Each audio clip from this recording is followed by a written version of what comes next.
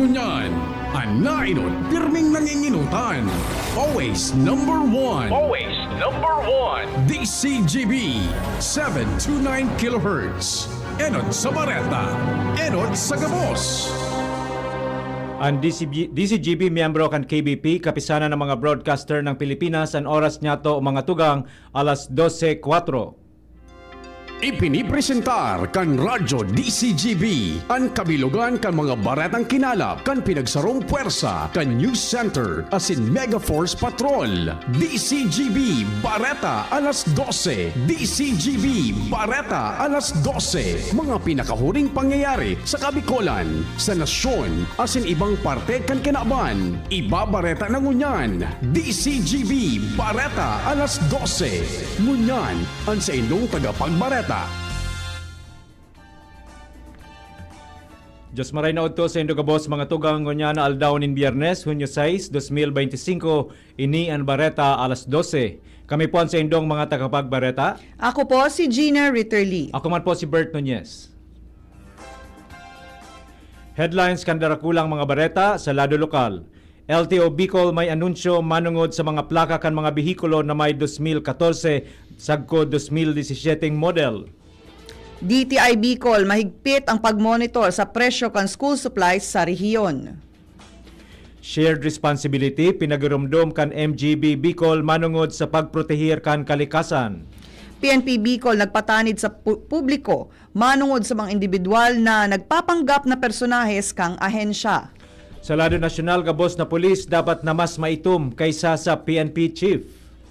Kamara de Representantes inaprubaran ang propwestong palawigon ang pribileyo asin benepisyo kan mga senior citizens. Senado dapat maghiring na bago magbasura nin impeachment. House Trico mapaluwas ning lay kontra sa fake news asin social media propaganda. Sa ibang nasyon, siyam ang nalugadan matapos tamaan in turbulence ang pampasaherong eroplano sa Germany. Sa lado ning sports, Carlos Yulo nanggana ning bronze medal sa South Korea. Mga tugang yan po ang mga headlines ngunyan sa mga detalyes kan mga bareta. Ang baretang ini hatod sa Indukan. Plemex for Kids. Mommies, agapan agad ang ubo at plemang nakabara. Pambatang lagundi. Plemex! Inanunsyo kan Land Transportation Office o LTO Bicol na pwede na makakuha ang plaka kan mga behikulo na may 2014 sagko 2017 model na ipinarehistro sa ahensya. Sigun sa indang anunsyo sa indang Facebook page, kung an may mga tagsadiri ang makuha kaini kay puhan sa namagdaran invalid ID, CR asin OR. Alagad kung representante kan may tagsadiri ang makuha kan plaka, dadarahon man giraray ang mga nasabing rekisitos, alagad siguraduhon na may authorization letter asin valid ID kan makuha kaini asin kung wara pa ang pangaran sa motorsiklo. Pwede man nadarahon ang deed of sale. Ang baretang ini hatod sa Indukan. Artisan Joint Supplement. Bumabagal ang galaw dahil sa joint pain at arthritis. Mag-Artisan. Naging mahigpit ngunyan ang ginibong monitoring kad Department of Trade and Industry o DTI Bicol.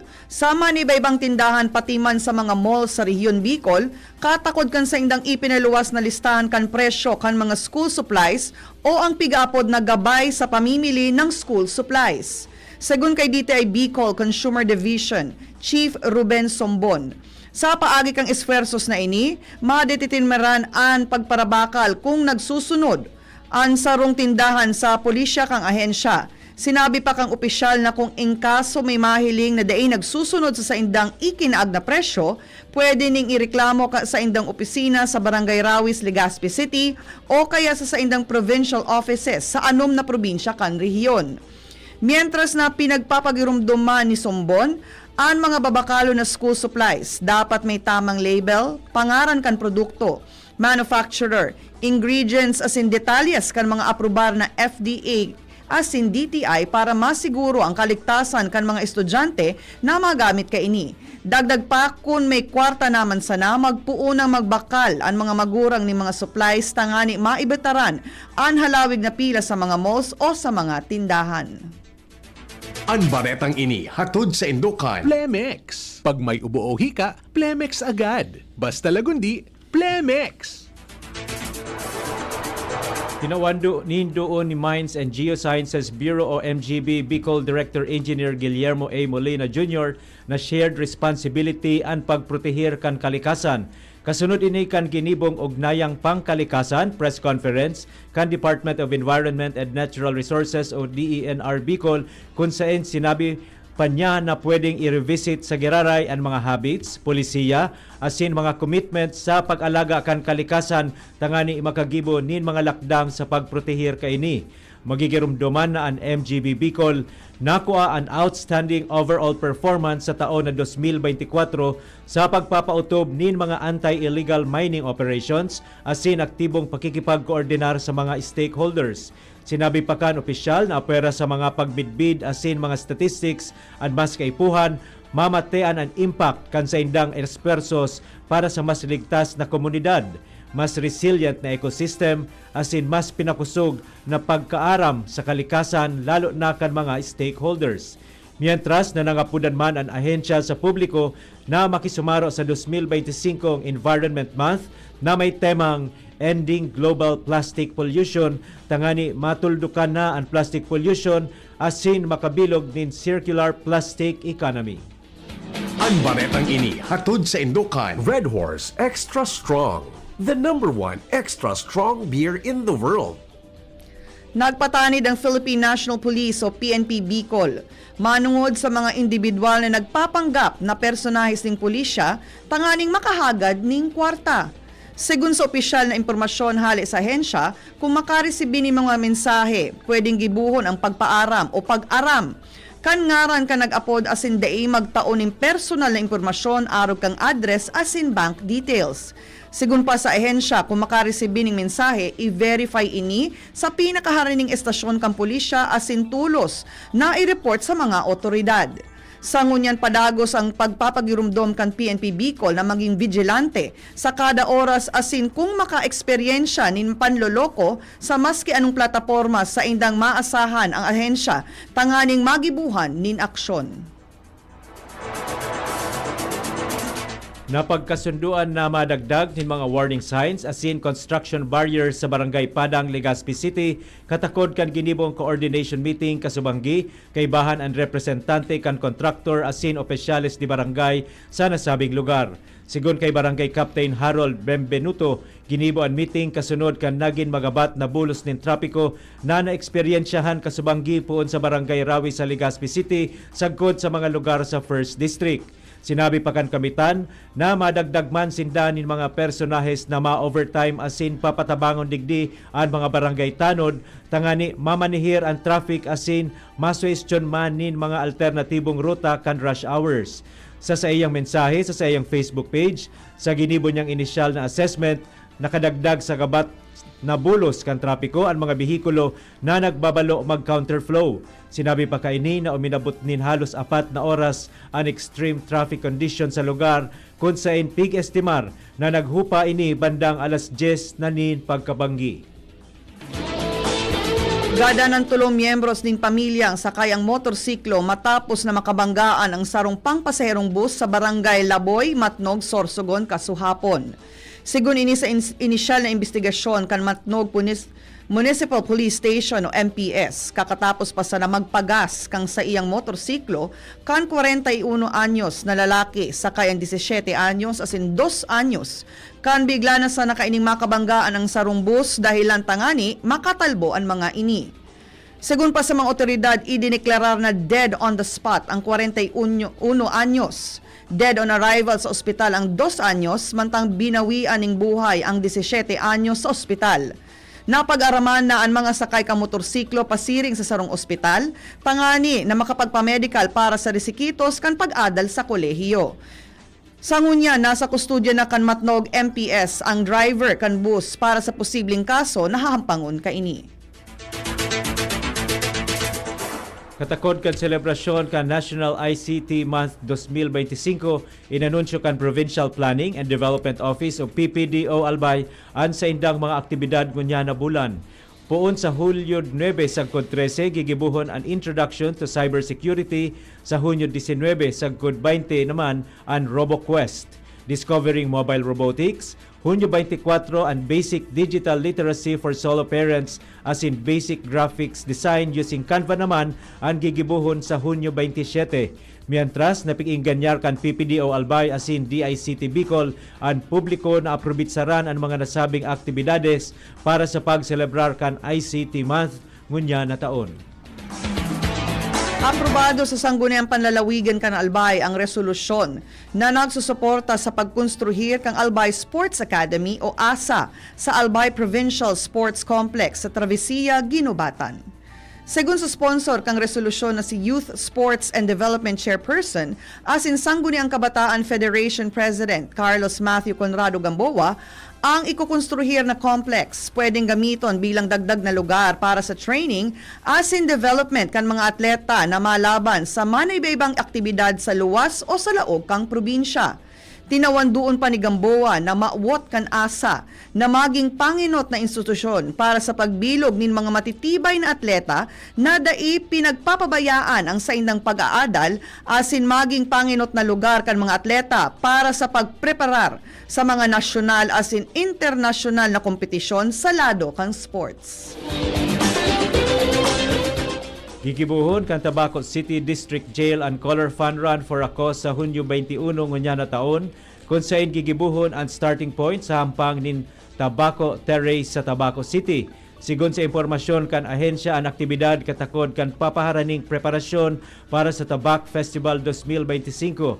Pikinggan man kan ahensya ang mga maawot magpartisipar na magparehistro kung saan nasa 250 pesos ang fee para sa mga gurangan asin 200 pesos naman sa mga kaakian. Ang mga maparehistro magduman sa nasa Tourism Office kan lokal na gobyerno kan Tabaco asin makakaresibin in 7-Eleven bag, t-shirt, tubig, Mountain Dew asin tumbler ang mga opisyal na makakarehistro sa nasabing aktibidad. Nasa 61 na mga empleyado ang natabangan ng sobra sa 150,000 pesos na collectibles hali sa 11 delinquent employers sa munisipyo kang Daraga, Albay. Ana sabi mga employers na bisita kang Run Against Contribution Evaders o RACE team kan Philippine Social Security System o SSS kung sa inaaraman ang mga bayulasyon kaini na non-remittance of contributions, non-registration as in non-reporting kang sa indang mga empleyado. Segun pa kay SSS Legazpi Branch Head Jogar B. Tosok, maawot kang race campaign na masigurong naitatao kan mga employers ang SSS benefits na magagamit kan mga empleyado lalo na sa oras nin pangangaipuhan. Mientras na ini ang ikaapat na SSS race campaign ngunya na taon sa probinsya ning Albay. Mga tugang, iyan po ang enot na parte kan sa tuyang Bareta alas 12. Sa Bareta niya to sa Lado Nasyonal, ibang nasyon na siniba pa pagkatapos kaini. Bakunang angat, serbisyong dapat. Sa presyong abot kaya at matapat. Lahat ng yan, nasa Rabvax. Nakagat o nakalmot ka ba? Huwag mag-alala. Rabvax Animal Bite Center ang inyong kaagapay para sa pinagkakatiwalaan, mura, ligtas at siguradong proteksyon laban sa rabies. Bukas po kami 8 a.m. to 5 p.m. mula Lunes hanggang Sabado, 8 a.m. to 12 noon naman every Sunday. And on holiday, pwedeng-pwede pati walk-in. Ang aming mga branches, Rabvax Legazpi, R&R Suite Sagmin, Legazpi City, near Aleco. Rabvax Ligao, in Barangay Tuburan, Ligao City. Rabvax Tabaco, beside Siga Hospital. Rabvax Iriga, in front of Yusan Iriga. Rabvax Irusin Sorsogon, malapit sa Irusin District Hospital. And now open, Rabvax Masbate, along Municipal Road, Barangay Kalipay, Masbate City. Rabvax Pilar, Rabvax Castilla, Rabvax Pioduran, and Rabvax Cubao Metro Manila. Like us on Facebook. Maging bakunado at protektado. Piliin ang alagang Rabvax. Pre, makinig ka muna. Payong kaibigan lang ha. Work hard, play hard. Yan ang motto ko dati. Pero nakakapagod din pala katagalan. Sa gitna ng lahat ng mga puyat, inom at pagkain ng masasarap, kasama na ang oily at fatty foods, kailangan pa ring bantayan ang kalusugan. Tamang kontrol ang kailangan. Katuwang ko, ang Liverade. May silimarin na maaring makatulong protektahan ang atay. Cheers to more good times. Be a liver lover.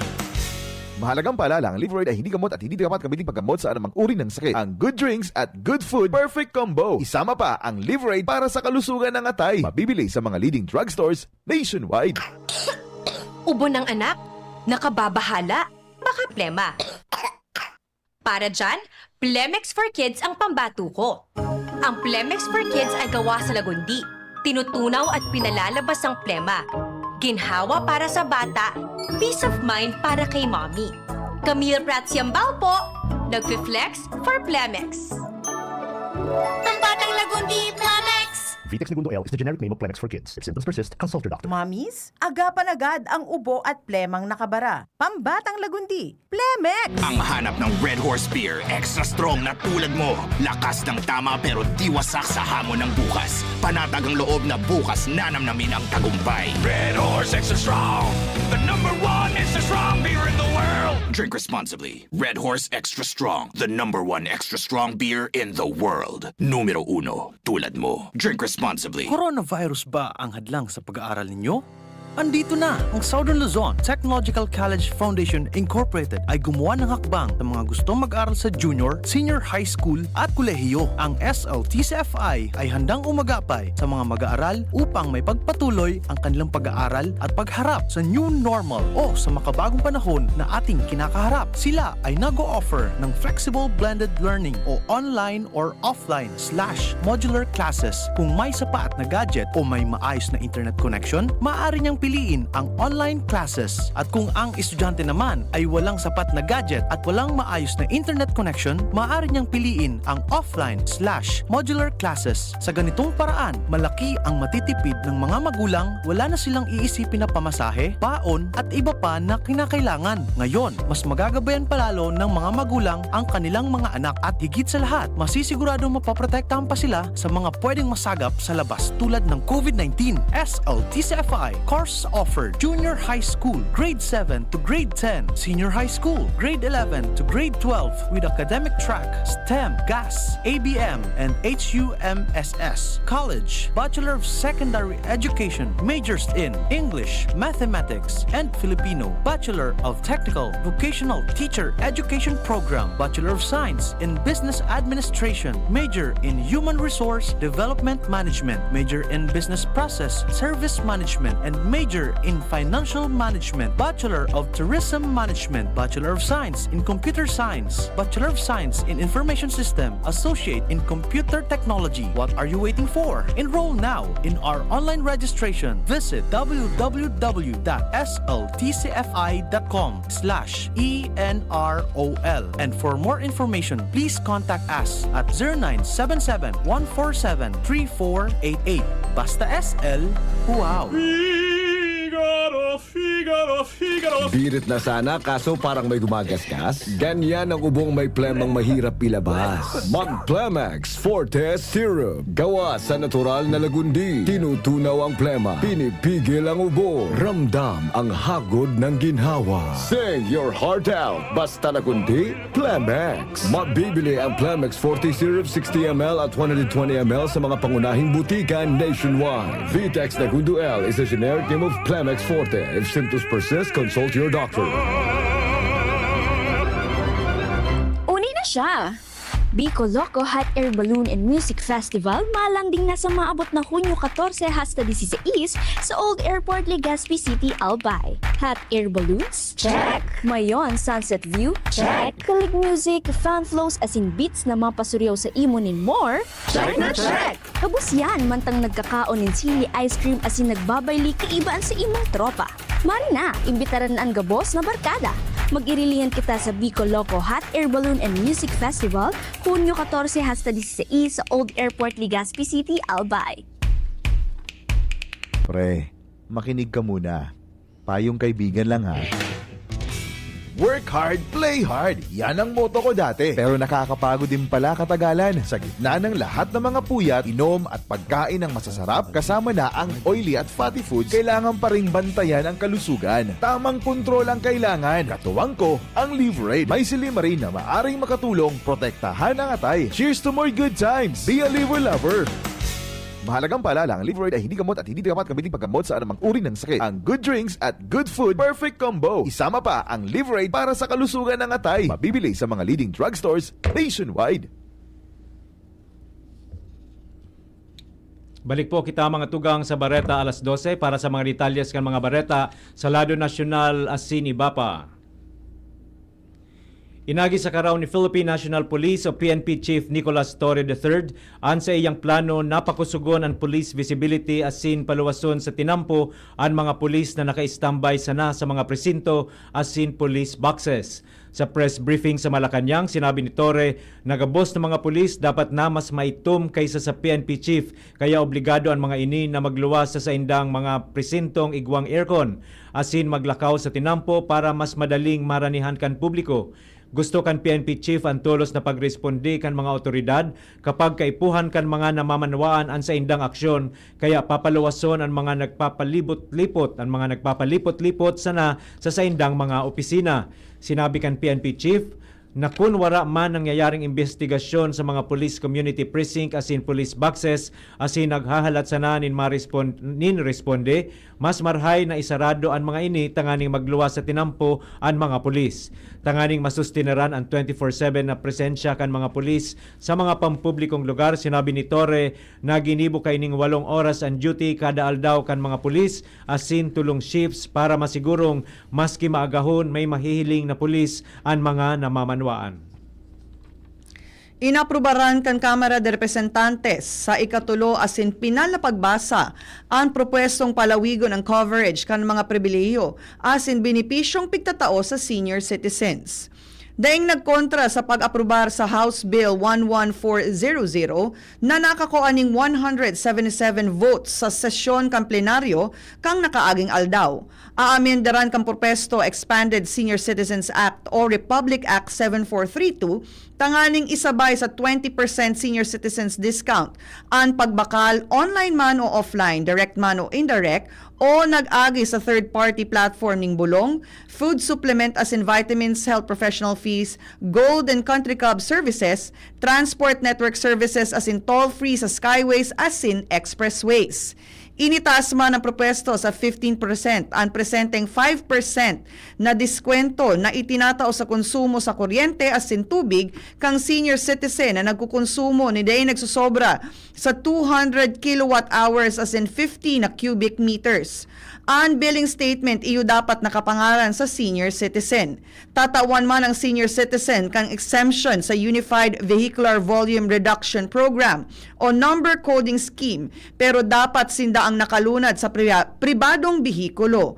Kaibahan sa propesto ang pagtaoning parking fee exemption sa gabos na senior citizens sa indang piglulunadan na maparada sa commercial o government establishment na nagsisingil nin parking fees. Ipinahayag ang abogado asin law professor na si Mel Santa Maria na day pwede tulos ibasura ang impeachment case kontra kay Vice President Sara Duterte asin dapat magkaigwa inin pagdangog kan Senado. Sinabi ni Santa Maria na para mabasura ang impeachment case, duwang kahaputan ang dapat na simbagon. Primero, kung nangyari o ginibo ang mga sahot na pigsasabing nakomitir ni VP Sara. Ani kadua kung nangyari mananggad, nakaabot daw ini sa impeachable offense na pigsasabi kan konstitusyon.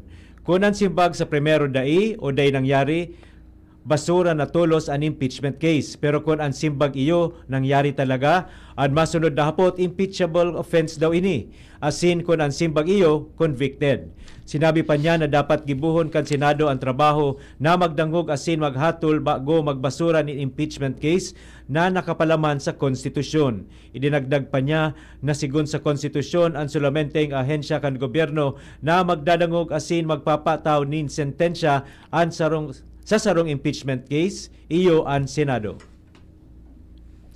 Tinawaning duon kan mga tri-committee kan Kamara de Representantes ang pangangaipo kan ley para labanan ang maparantak na fake news as in social media propaganda. Sa pagdangog kang Webes, nagpatanig si Santa Rosa City Representative Dan Fernandez na pigagamit ang mga salang impormasyon para atakihon ang soberanya kang nasyon asin paboran ang ibang nasyon arog kang China. Segun kay Fernandez, pigagamit ninda ang salang impormasyon para libungon ang satuyang isip, biriko ng istorya asin ratakan ang litihimong diretsyo sa satuyang sadiring kadagatan. Ang propagandang ini may kamaota na paluyahon ang satuyang paninindugan. Bangaon ang opinyon kan publiko asin gibuho na normal ang sa indang iligal na presensya sa satuyang kadagatan. mamundo sigun sa kongresista dahil sa igwang mga Pinoy na vlogger as in influencers na nagtatabang sa pagpapalakop ni naratibo kan China. Sinabi ni Fernandez na mapaluwas ang Joint Committee kan report na may laog na mga konkretong rekomendasyon para labanan ang patakot na ini. Tinapos na kan Tri-Committee ang pagdangog ka ini may kinaraman sa pagpapalakop ng fake news ngunya na Webes asin piglalaoman na magpapaluwas ini ning committee report bago mag-adjourn ang sesyon sa Hunyo 11. Piglansar kan Philippine Postal Corporation of PhilPost and commemorative stamp na pagbidbid sa dipuntong Santo Papa na si Pope Francis. Sigun sa pahayag kan PhilPost, ang pagpapalwas kan selyo iyo ang bilang selebrasyon sa pangmahaluyan na pamana ni Pope Francis kan pagtubod, pagkahumilde asin pagserbi sa sangkatauhan na minabalda sa mga borders. Ipinaluwas kay ini ang limitadong 20,000 na kopya kan commemorative stamp asin 1,000 official first day cover na mababakal sa Manila Central Post Office. Sigun kay Postmaster General asin CEO Luis Carlos na sa paagi ka nasabing stamp, nagpapadara sindanin mensahe nin unidad, pagkamuot asin pagtubod na huminapros nin kadakol na buhay kaibahan an milyones na Pilipino. Magigirumduman na nagadan si Pope Francis kan Abril 21, 2025 sa edad na 88 asin sinalidahan ni Pope Leo XIV. Naselyuhan kan Pilipinas ang $25 million na pandemic fund gikan sa World Bank. Ini kasunod kan pag-atendir ni Health Secretary Ted Herbosa sa World Health Assembly sa Geneva, Switzerland, kung saan pinirmahan man ang nagkapirang pandemic agreement. Sa Malacanang press briefing, sinabi ni Herbosa na anak ako ang pondo kang Pilipinas, iyo ang may kamawotan na pakusugon ang kahandaan kang nasyon laban sa pandemya. Napagkasunduan man kang assembly ang pagkakapantay-pantay kan mga nasyon pag-abot sa access sa bakuna, bulong asin test kit sa panahon kan pandemya. Sa iraruman kan pandemic agreement, iyon masisigurong kaibahan ng Pilipinas sa mga makakaresibi ning atab na patanid asin marikas na balyuhan ning impormasyon. Bareta sa ibang nasyon, lugadan ang siyam na katawo matapos na tamaan in turbulence ang sa indang piglulunadan na pampasaherong eroplano. Pasiring sa Milan, Italy and Ryanair flight, asin dahil sa insidente nag-emergency landing na sinda sa southern Germany. Gikan sa Berlin ang nasabing eroplano, asin iniligtas na naglanding sa Mimingen sa sur na parte kan Munich. Sarong babaeng pasahero ang lugadan sa payo mantang ang 2 anyos na aki kay ni nagsaparman nin mga bakros sa lawas. Ibinalyuman sa ibang eroplano ang mga pasahero mantang siniguro kan airline company na sa indang sisimbagon ang pagpapabulong sa mga biktima. Sa bareta niya to sa lado ng sports, nanggana ng bronze medal sa 2025 Artistic Gymnastics Asian Championship si Carlos Yulo. Puminako sa kabilugan kang 83,633 ang sa iyang kabilugan na puntos na nairehistro sa torneo sa Ginibo sa South Korea. Nagkampiyon man si Oka Shinosuke asin Hasegawa Tsuyoshi. Nakamit man ni Yulo ang pinakalangkaw na punto sa floor exercise na may kabilugan na 14.433. Sa Sabado, masabak si Yulo sa individual apparatus events. Breakthrough!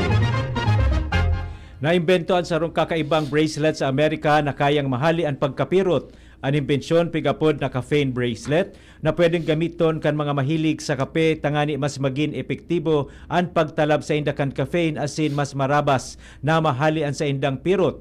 Ang pulseras nanggagana sa paagi kan pagsulog kay ni kung sa indirektang pigsusup-sup kan balat ang caffeine kung kaya mas marabas ang epekto kay ni kaysa sa pag-inom nin kape. Daymanin din makulog ang tulak kung masulog ka ini dahil day na maagi sa bituka ang caffeine. Apwera ka ini, day man ini makakakulay nin ngipon asin day basta-basta ma-overdose an masulog ka ini dahil kontrolado ka ini ang bilang nin caffeine sa kada bracelet na pigkakarkulong kapareho kan nasa sarong tasang kape. Istoryang naiiba! Sa rung lugar sa Canada, ang igwal ning literal na nakaag ni espasyo para sa mga bisitang hali sa kalawakan o aliens. Sa St. Paul sa Alberta, Canada taon 1967 bilang parte kang selebrasyon kan ika-100 anniversary kan kalayaan kan Canada, pinatindog ang St. Paul UFO na naging simbolo nin pag-asa asin pagkakasararo. Imbis na mga normal na monumento ang paginagibo, napagdesisyonan kan mga namamayo asin residentes kan lugar na maggibo nin sarong concrete platform na may hiwas na 9 meters asin timbang ning 130 tons na ginibong halata ning pagbaba kan mga UFO hali sa ibang planeta. Sa irarom kaini may nakatagong time capsule na bubukasan sa taong 2067. Apwera pa sa pagiging sikat na pasyara nin mga UFO enthusiasts asin turista, ang lugar naging sentro ning komunidad kung saan nakatanid o nakataid ang landing pad. Mahihiling ang UFO Information Center na pano nin memorabilia, retrato asin kwento nin mga pigtutubudang UFO asin alien sightings kan mga Canadians. Hunya na aldaw, Hunyo 6, taon 1875, namundag ang latest favorite son na si Norberto Romualdez Sr. sa Burauen, Leyte. Si Norberto ang saro sa mga tugang ni Vicente Orestes Romualdez, ang ama ni Imelda Romualdez Marcos. Si Romualdez ang saro sa mga 7 wise men na nagmukna kan 1935 Constitution para sa Philippine Commonwealth. Taon 1920, kan siya ang nag-atindir nin Postal Convention sa Barcelona, Spain. Ibinusol niya ang pag-adaptar kan Philippine Peso bilang postal monetary unit kan nasyon. Apera kaini siya man ang nangenot kan pagkakabalik kan Espolarium. Saro sa mga pamosong paintings ni Juan Luna asin siya man ang nangenot sa pagpauli kan remains ni Marcelo H. del Pilar kan Disyembre 3 taon 1920. Mga tugang, iyan na po ang kabilugan kan sa tuyang Bareta alas 12. Tinipo na sin kinalap sa DCGB News Base. Sa pangaran kan mga nagsurat kan Bareta na pinamamayuhan kan sa tuyang News Manager and News Director Sir Mar de la Cruz, kay ba sina Miss Jenny Matthew Balaran, asin Miss Nicole Gloriani. Sa lado technical, katuwang tapo si Sir June Apolis, Mr. Jerome Nico Martinez, and sa tuyang IT, asin si Miss Shara May Laron and Mr. Jimos Barrios, and sa tuyang mga social media writers. Sa ngaran po kan bilog na tropa kan Megaforce Patrol asin sa pangaran, kan man nag-aantabay sa DCGB News Facebook page, DCGB YouTube channel, DCGB Live app asin sa 729 kHz sa pihitan kan sa indong mga radyo, kami po ang naging sa indong mga takapagbareta. Ako po si Gina Ritterly. Ako man po si Bert Nunez. Abangan po ang masunod na programa, Iskaramusa with Miss Angel Mustasa. Always number 1. Always DCGB. Bareta alas 12 with Bert. And Gina. Salamat po. Happy lunchtime. Sa indong nadangog, ang mga darakulang bareta, ngunyan na aldaw, ang tabayan ng giraray sa aga, ang sarupang edisyon.